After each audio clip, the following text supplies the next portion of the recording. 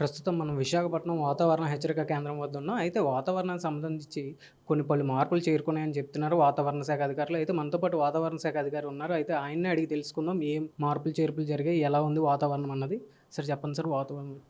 అంటే నైరుతి ఋతుపవనాలు ప్రస్తుతానికి మధ్య అరేబియా మరియు తూర్పు అరేబియా సముద్రం మరియు కర్ణాటకలోని కొన్ని ప్రాంతాలు, గోవాలోని పూర్తిగా మరియు మహారాష్ట్రలోని కొన్ని ప్రాంతాలు మరియు ఆంధ్రప్రదేశ్లోని కొన్ని ప్రాంతాలు మరియు తమిళనాడులోని కొన్ని ప్రాంతాలు మరియు నైరుతి బంగాళాఖాతం, మధ్య బంగాళాఖాతం, తూర్పు బంగాళాఖాతం మరియు ఈశాన్య రాష్ట్రాల్లోని కొన్ని ప్రాంతాల్లో నైరుతి ఋతుపవనాలు ప్రవేశించాయి. ఇవి రాగల 2-3 రోజుల్లో మరింత అవే ప్రాంతాల్లో మరికొన్ని ఎక్కువ ప్రదేశాల్లో విస్తరించే అవకాశాలు ఎక్కువగా కనిపిస్తున్నవి.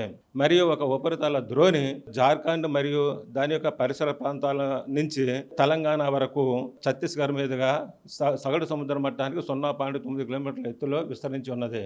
దీంతో పాటు ఒక ఉపరితల ఆవర్తనం కూడా జార్ఖండ్ మరియు పరిసర ప్రాంతాల్లో 0.9 కిలోమీటర్ల ఎత్తు వరకు విస్తరించి ఉన్నది.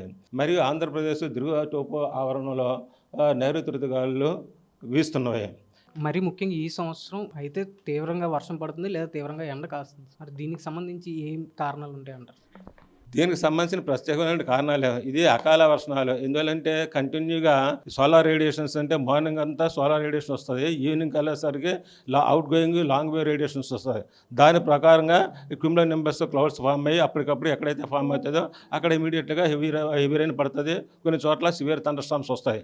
ఇవి సర్వసాధారణంగా డ్యూరింగ్ సమ్మర్లోనే ఇవి అకాల వర్షాలు అని అంటారు చూసారా, అది ప్లస్ నైరుతి ఋతుపవనాలు ప్రవేశించను. ఇవన్నీ కారణంగా ప్లస్ ఒక ద్రోణి, ఈ యొక్క ఉపరితల ఆవర్తనాలు వీటన్నిటి కారణంగా ఇవి జరిగే అవకాశాలు ఎక్కువ ఉంటాయి. సో విన్నారు కదండి వాతావరణ శాఖ అధికారి ఏం చెప్తున్నారు అంటే, ప్రస్తుతం ఈ వాతావరణానికి సంబంధించి కొన్ని రోజుల వరకు ఈ ద్రోణి ఏదైతే ఉందో దానివల్ల ఇలా పలు మార్పులు చేరుకునే అవకాశాలు అయితే ఎక్కువ కనబడుతున్నాయి అని చెప్తున్నారు. కెమెరామెన్ సతీష్తో Tarun, VBC on TV, Visakhapatnam.